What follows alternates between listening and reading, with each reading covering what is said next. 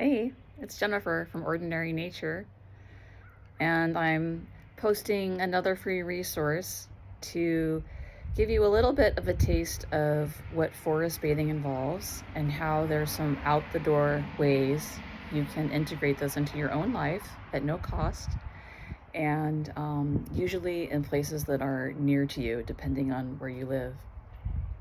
I happen to be standing in front of my house, and I will then kind of shift things around so you can see what I can see. And basically, I'm going to kind of show you how you might, out your front door, drop into the type of thing we would do in forest bathing, and just give you a sense for how it doesn't always have to happen in some kind of pristine wilderness area, that we can often in our daily life take 5 or 10 minutes just to add that as a seed in our day of kind of giving a little respite to the nervous system, taking a moment by ourselves or even with our families or our partners or whoever you happen to live with. Maybe it's your pets, is also like a really great experience. So I'm going to show you what I'm seeing.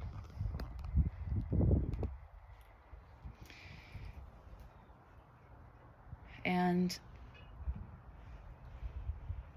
I'll say just real briefly, I happen to live in a residential area of Eastern Washington.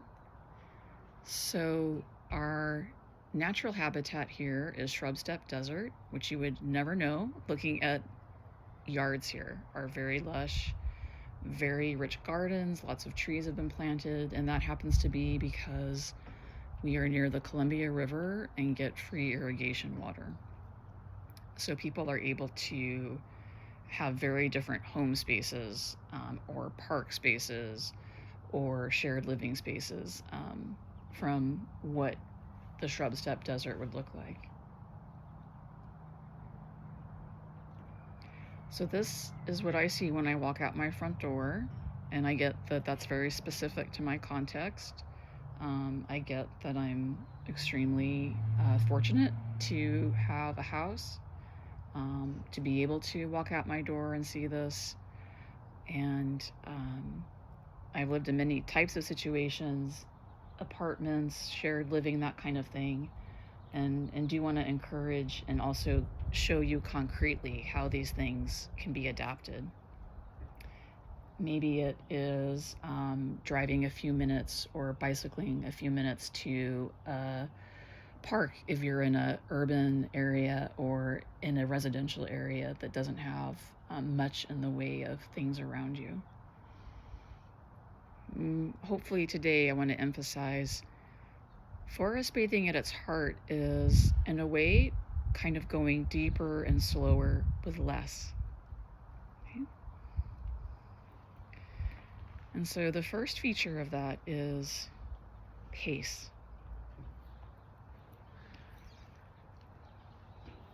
Sometimes maybe not even moving, maybe just standing.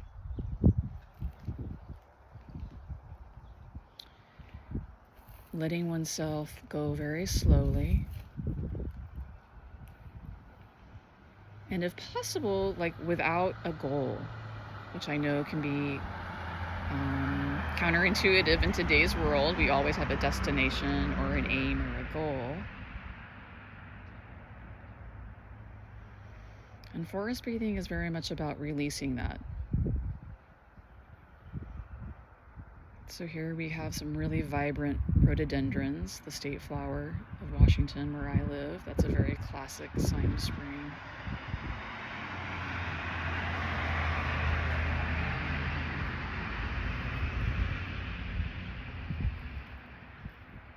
And with that slowness, allowing your body just to kind of lead you, tell you, what is it drawn to? Okay, without any right or wrong answer, just, where am I feeling drawn to go?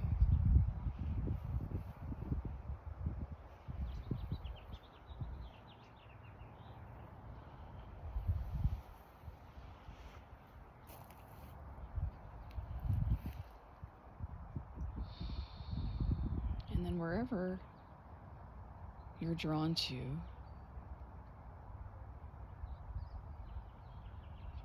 arriving,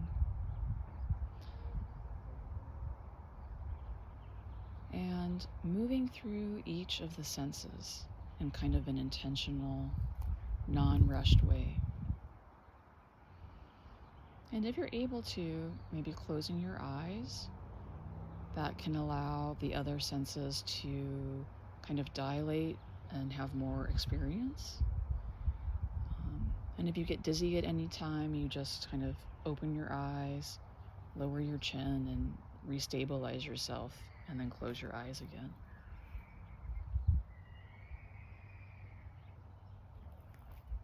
And I usually suggest beginning with touch.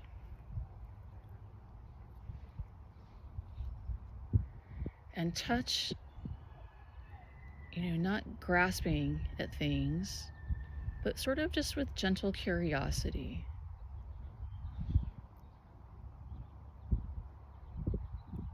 What do textures feel like?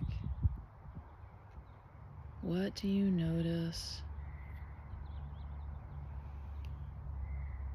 as sensation on your skin?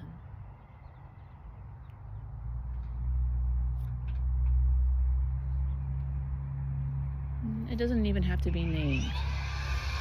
It's just allowing oneself to be curious.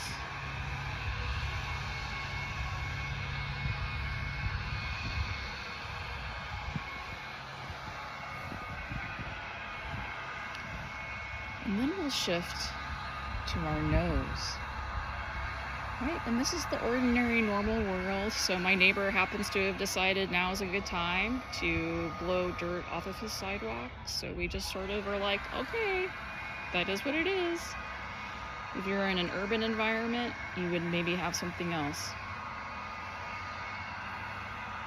And so we don't get hung up on it. We don't get all like, oh my gosh, he's ruining things. We're just like, oh, okay. I wonder what he's up to. Just kind of staying curious. And I'm going to come back to my nose. And what am I noticing?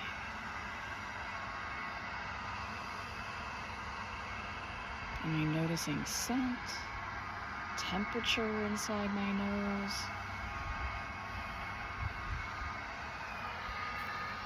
Any differences amongst what I get close to? What's in the air?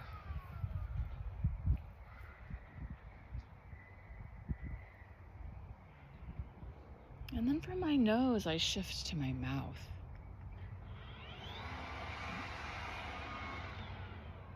Do I taste anything maybe left over from breakfast? Depending where you are, you might pluck a leaf and be like, this would be one thing we do with a little bit of awareness of not grabbing any and every plant. But if you feel like you know things well enough,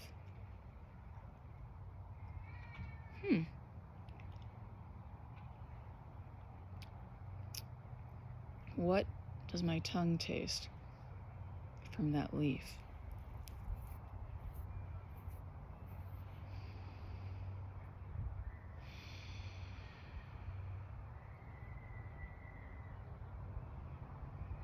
And then from our mouths, we're going to let our attention shift to our ears. What's arriving in our ears?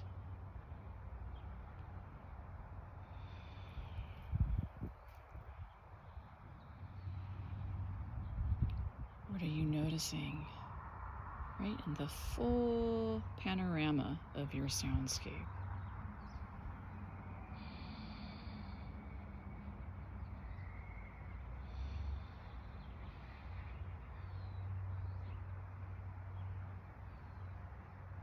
Are there human sounds? Are there animal sounds? Plant?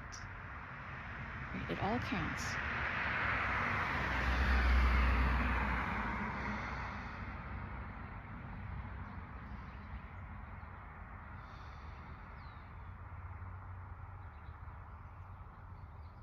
And as you're letting your ears be curious, if your eyes have opened, maybe allowing them to close again.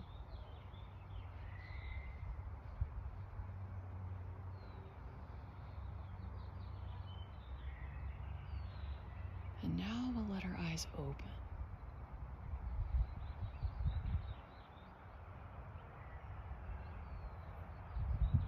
Noticing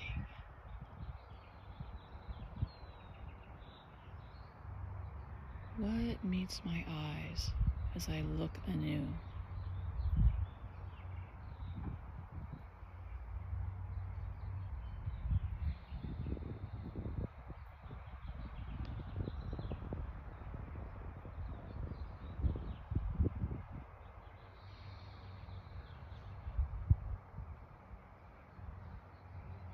And taking some unrushed time to savor all of the senses together.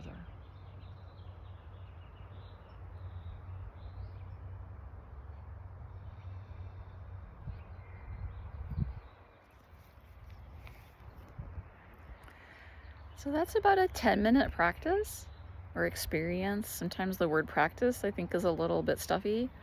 And I'm not here to say I'm like the perfect person who's doing this every day or doing it twice a day or that there's some rule about it. It's just to sort of show you accessible, free, adaptable, kind of like micro experiences that you can experiment with and think of it as play with your senses. And it starts to sort of show that orientation that forest bathing is emphasizing. Slowness, more openness with less distance traveled, and really even one tree, one flower, one thing that you see on the ground can be enough if we let it be enough. Okay, great to see you. Next time. Bye-bye.